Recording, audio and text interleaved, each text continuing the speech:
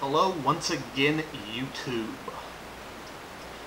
The question has been posed, is atheism a crutch? Several atheists here on YouTube have been endorsing the idea of religion as a crutch for quite some time now. Hell, there's even a user by the name of religion as a crutch. So it was only a matter of time before someone would attempt to spin that idea. The question remains though, is atheism a crutch?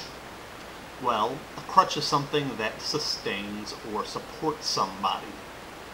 Is there any support in the belief that there is no God? Being that the idea is held by a considerable minority of people, I'm not likely to find very much support from my fellow man. The proposition that I have maybe 70 years to live, and then I'm gone, doesn't provide any sustenance or psychological support because, quite frankly, it's scary as fuck. Even though people try to make it sound not so bad. Saying that you're not going to experience anything or feel anything and that you won't even know it's happened doesn't diminish the horror of living with the knowledge that at any moment nothing. That's genuinely fucked up. Especially since there's no way to conceive of what's about to happen. You can try to imagine nothing, but once you've formed a picture in your head, well, you've thought of something, and that kind of defeats the purpose. I'm not exactly sure how anyone is supposed to find comfort and support in the proposition of an inconceivable void. Now, you said in your video that when you used to be an atheist, you could always take comfort in the fact that you could do whatever you wanted because there was no ultimate judgment and no consequence.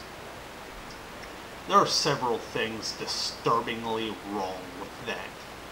First, I get the feeling that you were never actually an atheist. By that, I'm not trying to say that you're a liar, but that you simply don't know what the fuck an atheist is. I'm guessing that at some point in your life, you got mad at God for one reason or another, and decided to rebel by telling him that you didn't believe in him. The fact that you fell back on no judgment and no consequence to comfort yourself tells me that you didn't truly disbelieve, but that you just kept saying that to try to convince yourself.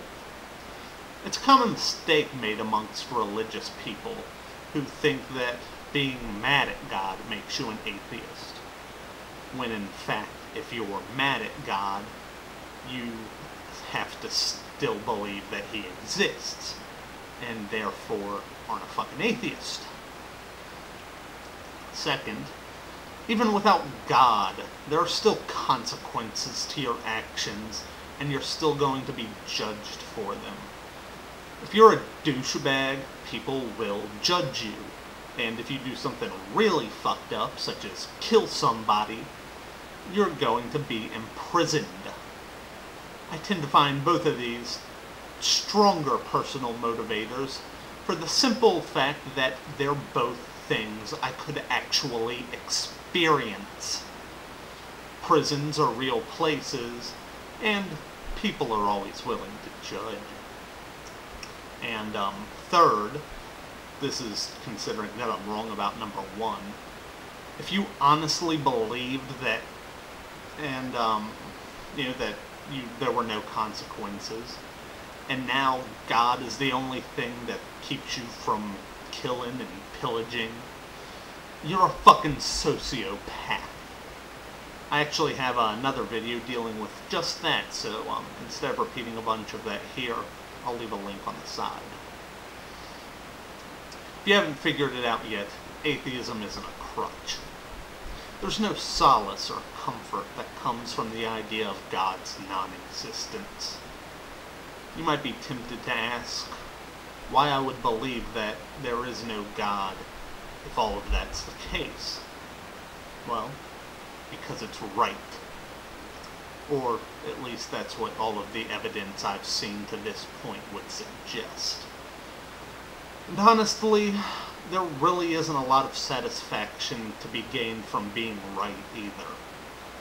Every now and then, when I see people on the news protesting gay marriage or stem cell research, or preaching against evolution, or that they're loving God, let some fucked up thing happen because we don't worship him enough, I'll think to myself, at least I'm not as stupid as that social reject.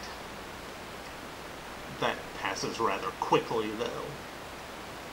I'm not saying that there's no joy in my life, but I can't think of any that has ever come from not believing in God. It's not comforting to come to terms with your own mortality and realize that experience is finite. No religious person can ever tell me that they've truly come to terms with mortality, because they believe that they're going to live on after their death. Even if it is torturous, they still believe that they'll continue to experience and be able to reflect on experiences. Now, if that's not a crutch, then I obviously don't know what the fuck a crutch is. You try to make the claim that religion can't be a crutch because you get persecuted for it and could be crucified just like Jesus for following in his footsteps. There's only one problem with that. The last time that happened was over 1,700 years ago. Yes, it is true that the Romans used to throw Christians to the lions, but ever since Constantine became emperor in 306, Christianity has had a stranglehold on the Western world. You're the fucking majority throughout Europe and the Americas, and you still have a fucking persecution complex. Not counting the small groups of atheists who have gathered on the internet, when's the last time you caught shit for being a Christian? Maybe it was the last time you drove down the street past countless numbers of Christian churches, never once seeing a Hindu temple or synagogue.